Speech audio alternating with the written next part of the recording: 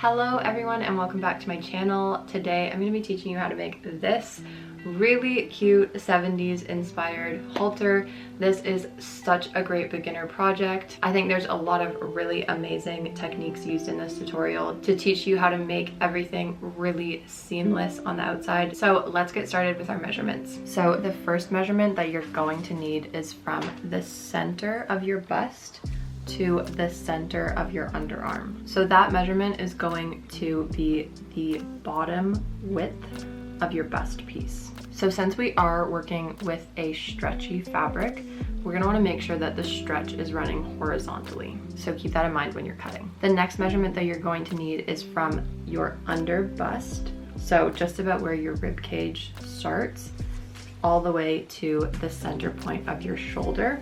Make sure that when you're measuring that, you're measuring over the center of your bust. And then we're gonna take that measurement and multiply it by 2. So with that multiplication, that's gonna give us the length of this piece, and it's gonna give us enough room to be able to tie this at the neck. What I would do to simplify this cutting process is just start with your width and your length and cut a rectangle, and don't bother tapering it off yet. And then take that rectangle and mark the middle point, because that's going to be where your shoulder is, and that's going to be where you're going to want to start to taper it off. So I went from this bust width measurement and tapered that off to 3 inches. Keep in mind with your final width here, you can make it bigger or smaller, but I think 3 inches is pretty safe because I'm going to go with about a 1/2 inch seam allowance. And then we're gonna end up sewing the lining to this and turning it inside out. So you don't want that channel to be too small, otherwise it's gonna be pretty annoying to turn inside out. Okay, so that is your bust piece. You're gonna need 2 for the outer layer, obviously 1 for each side of your bust. And then you're gonna need to cut 2 more identical pieces for the lining. Now, this doesn't have to be in the exact same fabric. If you don't have a lot of fabric to work with, then just use whatever you can that can kind of complement it. But if you do want to keep the outside and the inside exactly the same fabric, what I like to do just to keep track of this sometimes is I'll put little notches in the front piece. So here I cut a little square just so that I can remember that this is the front and not the back. This isn't going to affect the construction of the shirt at all.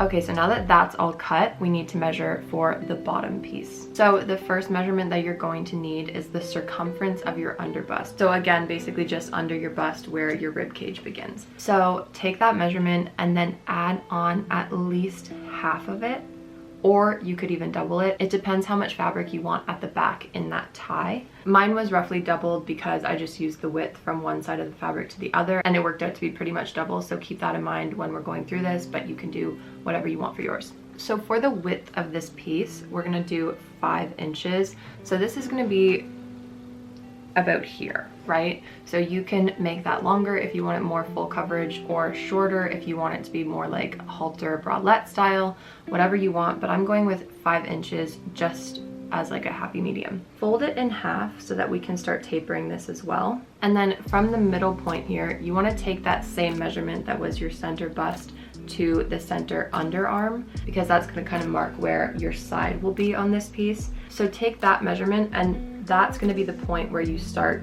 tapering this off. And again, I tapered this off to 3 inches. Okay, the first thing that we're going to sew is one side of the bust to one side of the lining. So take one of your bust pieces and one of your lining pieces and put those right sides together. What you're going to do is, starting from the bottom, start stitching all the way around this edge. When you get to the top, go across there and then all the way back down. So this is basically going to seal off the end of that tie, so we don't have to worry about that later. A few things to mention: I would use pins if you're a beginner, just because we are following a curve and you want it to be exactly the same on both sides of this piece. Since we're working with a stretchy fabric, I'm going to put my machine on a zigzag stitch. This is basically just going to ensure that the fabric still has some give once we stitch it up. And I'm using a 1/2 inch seam allowance. This is just what I use for most projects.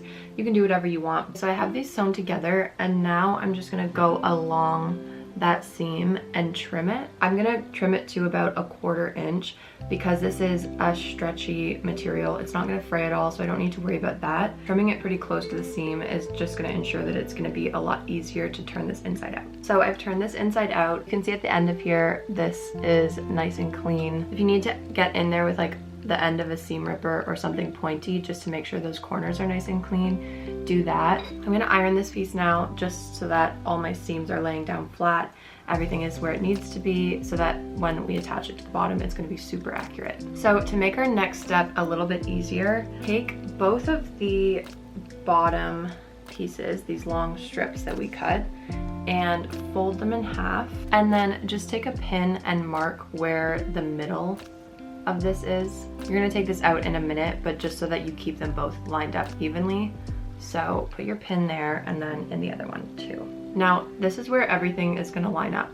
So make sure, especially if you're working with a print like I am, that everything is going the same way. So when you mark this with your pin, make sure that the pin is at the top. So next, put those two pieces right sides together and make sure that your two pins are lining up. And then I'm gonna take out those pins and in that same exact spot, pin the fabric together. So that's still marking that exact middle point. It's just making sure that both the pieces are held together now. So now we're going to take our bust pieces, make sure that both of your fronts are facing the exact same way. What we're gonna do is take this bust piece and it's going to go upside down in between these two layers. So I've just opened this up to show one layer of that strip. This is where the pin is, so the middle point. So this piece is now sitting upside down with all of those edges lined up together. So then when we grab the other layer of that bottom strip, it's sandwiched in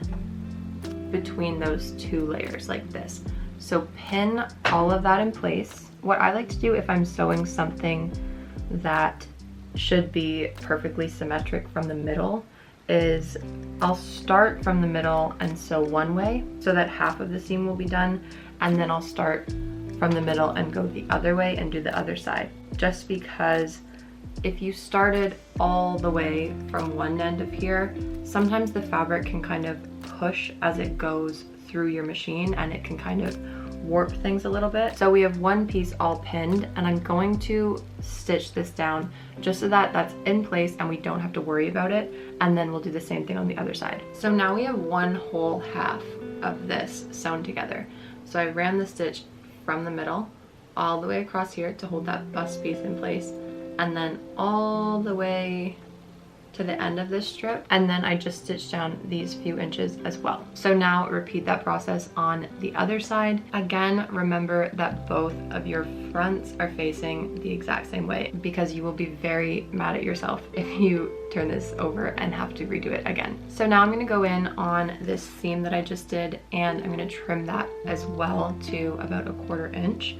Okay, so now what I would do if I were you is iron all of this down, this seam that you just sewed. Again, that's just gonna hold everything in place. Okay, you're almost done. The very last thing that you need to do is finish this bottom. There's a couple ways that you could go about doing this, but personally what I'm gonna do is fold both of these edges in. So you can see here I folded about 1/4 inch on each side, and then I'm just putting it together, and then I'm gonna top stitch that down. It's a little bit finicky to get started, but once you get on a roll, it's pretty easy to keep it consistent on both sides. So I'm gonna keep this on a zigzag stitch just so I can be sure that I'm gonna retain as much of that stretch as possible. Remember to back stitch when you start this. And here we have the final result. I think it turned out so cute. It was so easy, so I hope you thought so too.